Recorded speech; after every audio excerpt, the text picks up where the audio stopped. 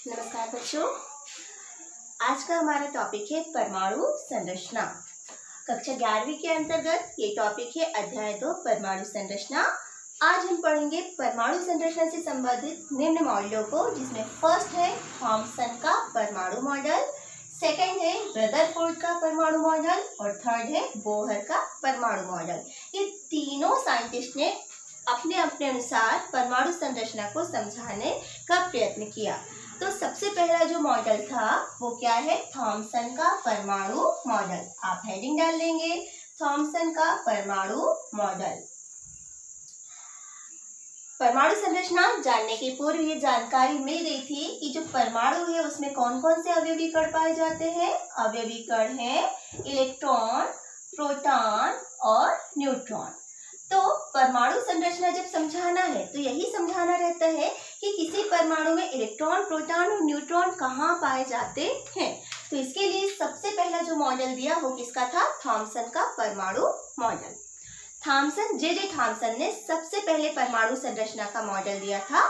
उन्होंने कहा कि जो परमाणु है उसका आकार गोलाकार होता है। परमाणु का आकार गोलाकार होता है। यह दृढ़ गोलाकार, मजबूत होता है और पूर्णतः धनावेशित होता है। मतलब यहाँ पर ये जो पूरा स्पेस है ना, अगर इसमें हम देखें तो ये जो पूरा भाग है ये कैसा होता है? धनावेशित होता है। ये पूरा कैसा होता है? धनावेशित भाग होता है।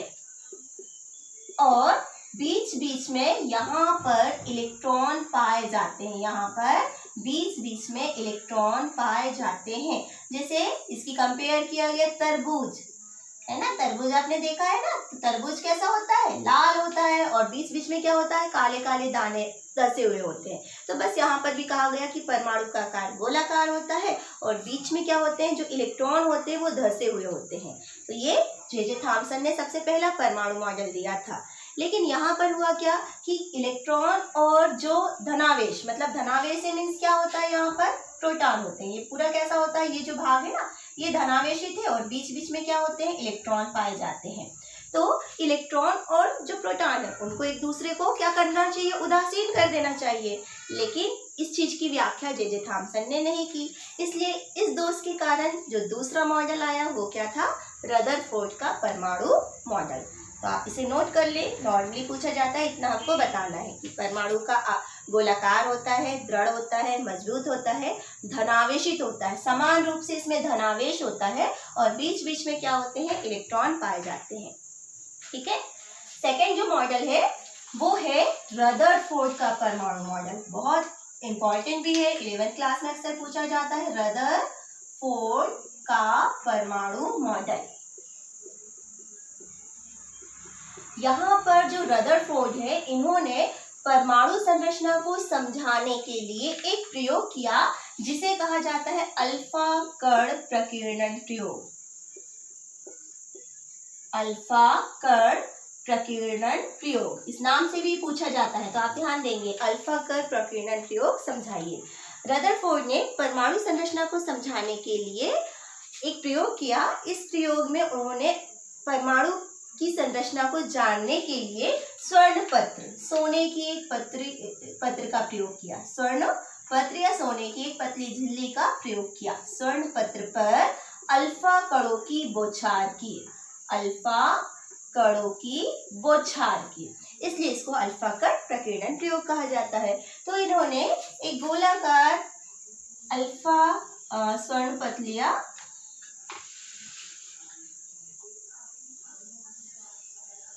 ये ठीक है।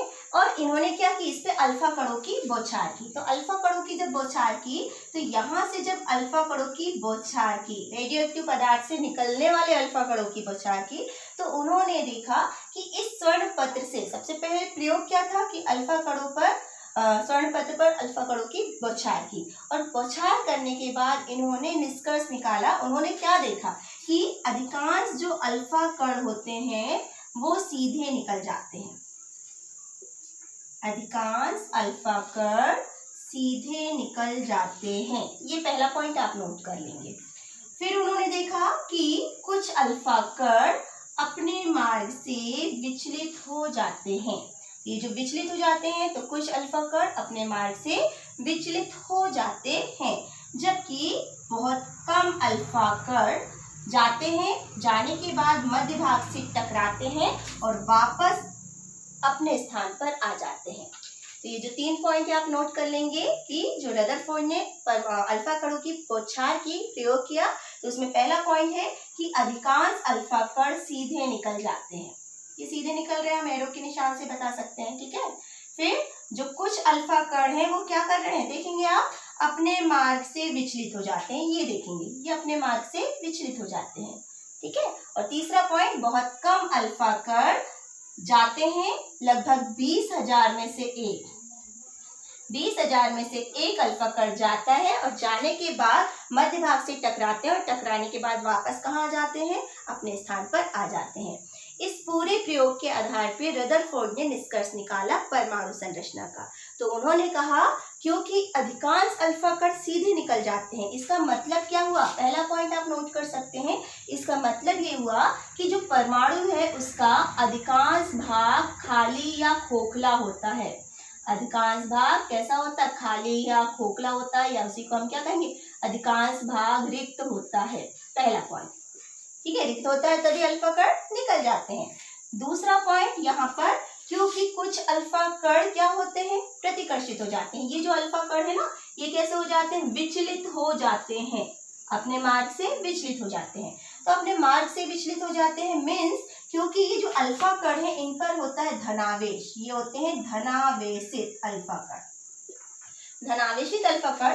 तो यहाँ पर धनावेश पाया जाता है। उन्होंने कहा क्योंकि कुछ अल्फा कण अपने मार्ग से विचलित हो जाते हैं, इसका मतलब है कि यहाँ पर क्या पाया जाता है, धनावेश पाया जाता है। तो मध्य भाग में क्या पाया जाता है, धनावेश, लिख लिया आप, मध्य भाग में धनावेश पाया जाता है, इसलिए अल्फा कण अपने मार्ग से विचलित हो जाते हैं और इस भाग को कहा जाता है नाभिक।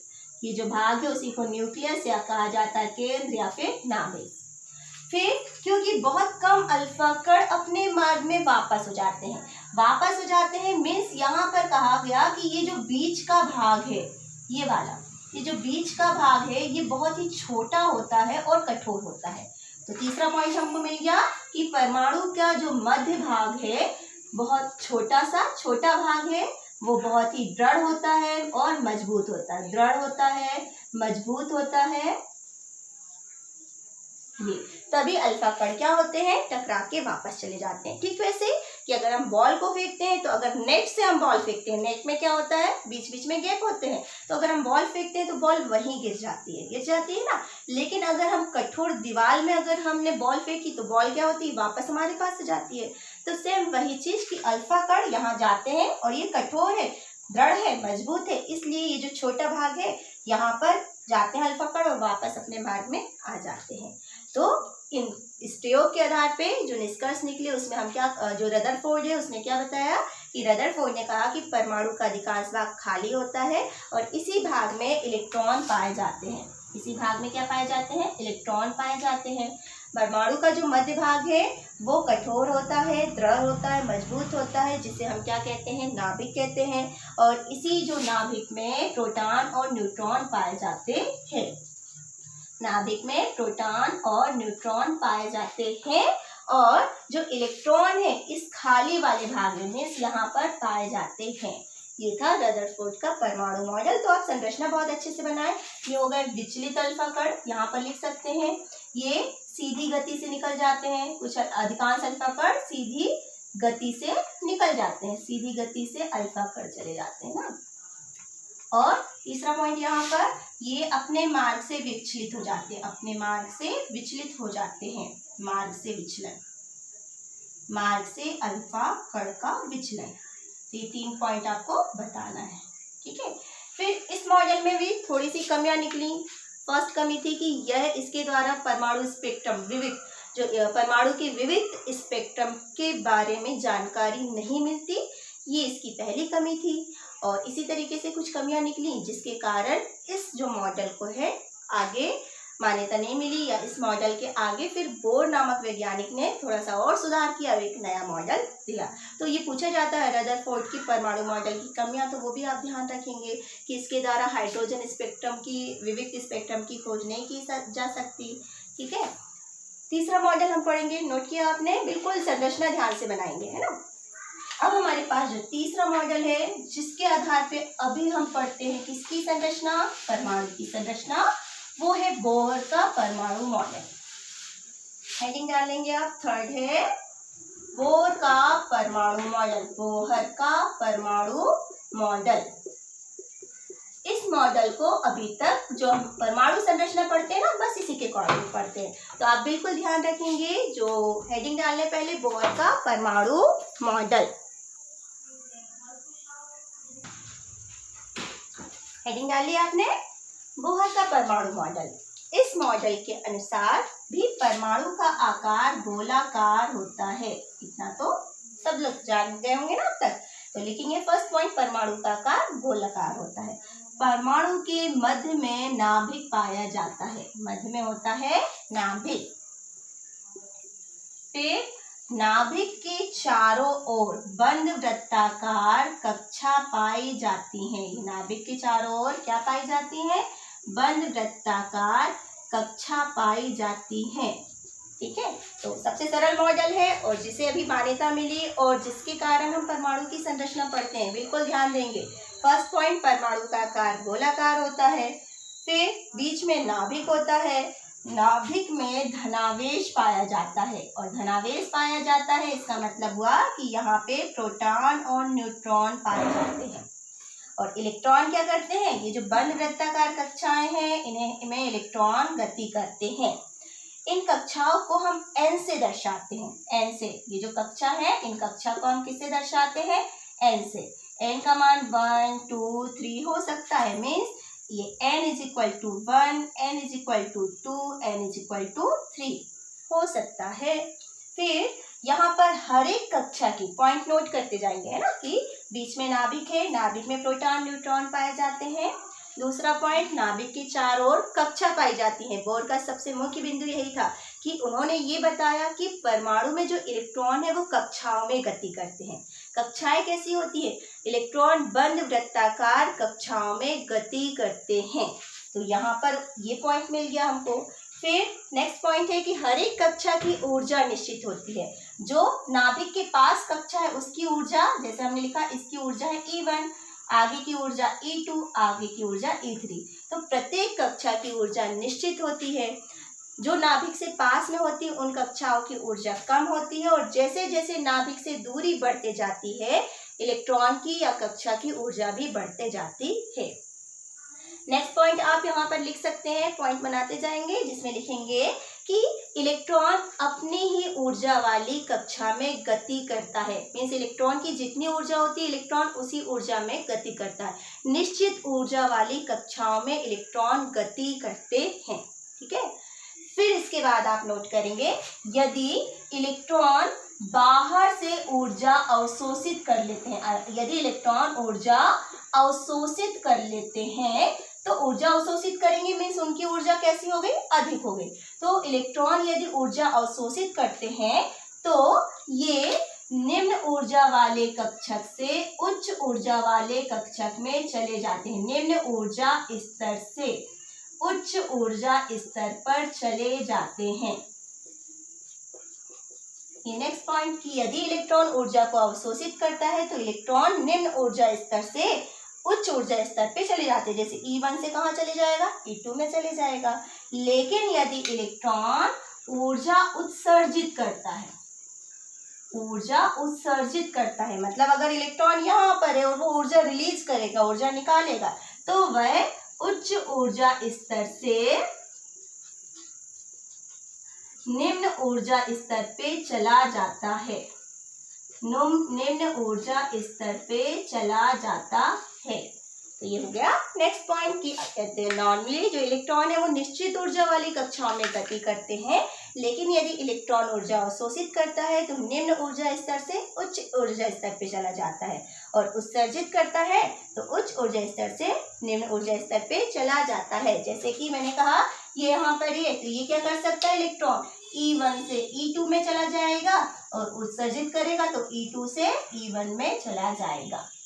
तो ये है बोर का परमाणु मॉडल, जो कि अभी वर्तमान में इसे ही परमाणु संरचना के आधार पे इसी की पूर्णतः मान्यता मिली है, और हम जो भी इलेक्ट्रॉनिक विन्यास पढ़ते हैं, परमाणु संरचना पढ़ते हैं ना, वो इसी के आधार पे पढ़ते हैं। तो आप बिल्कुल इस चीज़ का ध्यान रखेंगे कि इलेक्ट्रॉन, प्रोटॉन और न्यूट्रॉन कहाँ पाए जाते हैं, क्योंकि हमारा टॉपिक क्या है, परमाणु संरचना। और परमाणु संरचना में हमको यही बताना है कि वास्तव में इलेक्ट्रॉन, प्रोटॉन और न्यूट्रॉन कहाँ पाए जाते हैं। तो यहाँ पर क्लियर कि बीच में जो नाभिक होता है, नाभिक में प्रोटॉन और न्यूट्रॉन पाए जाते हैं, जिसके कारण नाभिक धनावेशित होता है, और नाभिक के चारों ओर इलेक्ट्रॉन बंद वृत्ताकार कक्षाओं में गति करते हैं। तो ये है परमाणु संरचना के तीनों मॉडल। तो आप तीनों मॉडल अलग अलग तरीके से क्वेश्चन पूछे जाते हैं तो अलग अलग बताएंगे, या फिर जब भी कोई एक मॉडल पूछा जाता है रदरफोर्ड का अल्फा कण प्रकीर्णन प्रयोग समझाइए, तो आप इसे समझाएं। यदि पूछा जाता है बोहर का परमाणु मॉडल समझाइए, तो इसी चीज को आप पॉइंट बना के लिखेंगे। ठीक है, तो अच्छे से वीडियो को देखें, समझें और याद करें। Thank you.